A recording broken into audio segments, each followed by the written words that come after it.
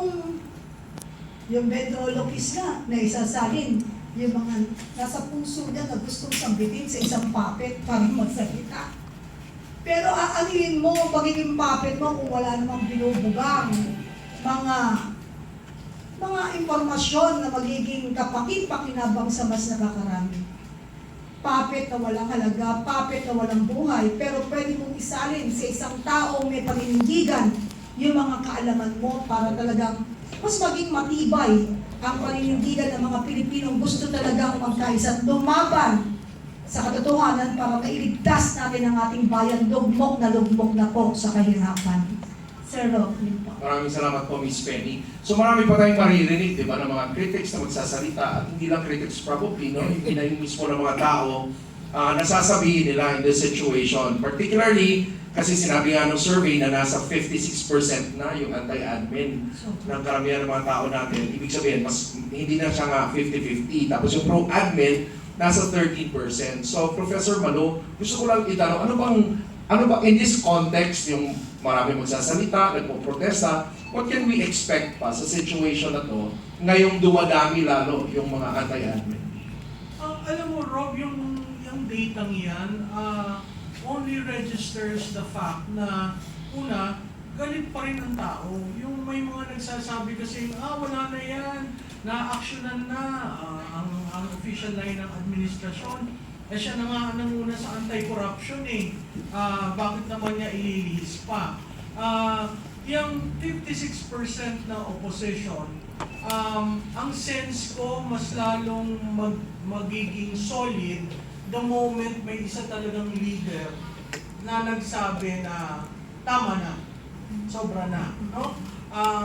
Pangatlo, ang numerong yan, hindi totoo yung sinabi ng isang analyst na wala nang puwersa ang Duterte, na mahina ang Duterte, na nagunaw na yung baluarte ng support. Kasi kung titingnan mo yung Mindanao, consistent. Ang Mindanao has made any Duterte in national politics buoyant.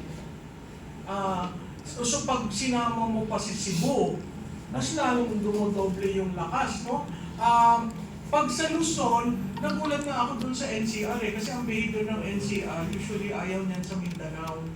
Pero pag breakdown mo by area, yung NCR, medyo nagwakwa na rin. Kasi bakit? Sino ba ang nakaka-experience ng baha na matinding nakikita sa media? NCR yan.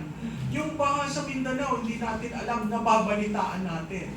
Pero pag uulan, makikita mo yung behavior ng mga botante sa NCR, ay naku, babaha na naman, uwi na tayo. I mean, literal. At siguro yung part ng pagiging literal, yung napundar, nawawala, pero wala ang gobyernong tinutulungan sa kanila. Ang presidente nag-announce pa na pwede kayong umutang sa SSS, ganyan. Yun naman talagang right ng miyembro. Yun nga lang, maliit na bagay. Kasi kung yung lahat na pundar mo nawala sa baha, talagang babangon ka uli. So, going back to your question, that number is increasing. And my sense is, it can be a number that can catapult anyone to something very near in 2028. And it can also be a number to not to defend, but to be really active in the sense of the issue on impeachment. Ang impeachment is yan numbers game. Alam naman po natin lahat yan. Kung may suporta ka ng mga politiko, makakaangat yan sa Senado. Kung may suporta ka sa Senado, magkakaroon ng hearing at yung conviction na andun. But at the same time, impeachment is not a judicial exercise. It is an exercise before the public opinion. So talagang ang mga tao nakikinig kasi yun yung pinaka-accountability measure mo na ngayon Kasi ayaw mo magsabi ng katotohanan, ayaw mong aminin na ikaw ang pumirma, ayaw mong aminin na ikaw ang nag-release.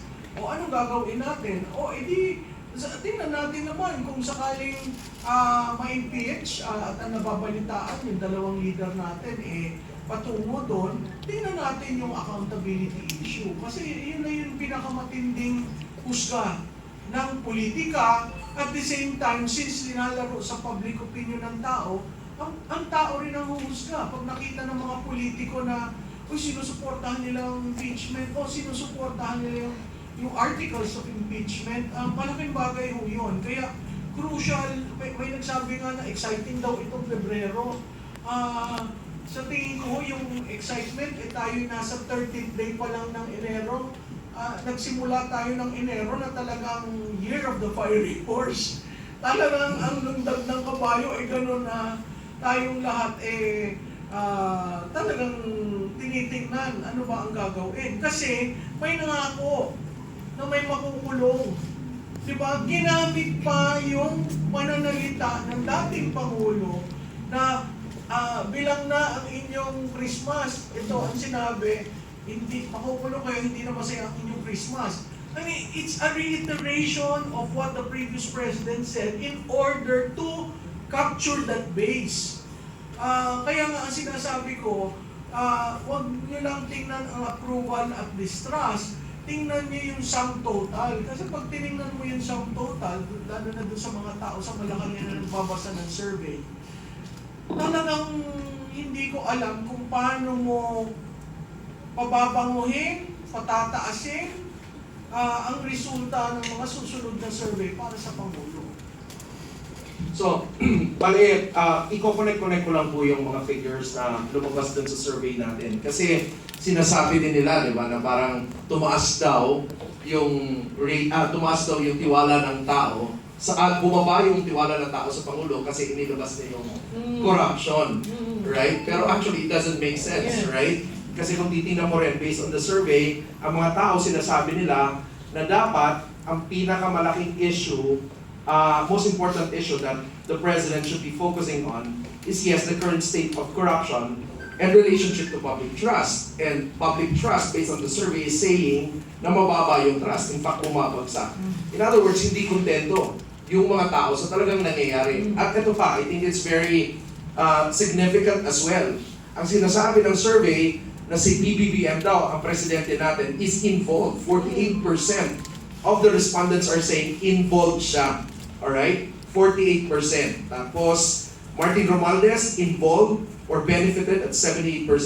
Of course, Saldico, alam na natin yan. And then Sandro Marcos also came out, no? Part dun sa 4 na mga involved doon na pinaniniwalaan ng mga tao. Ano masasabi niyo doon?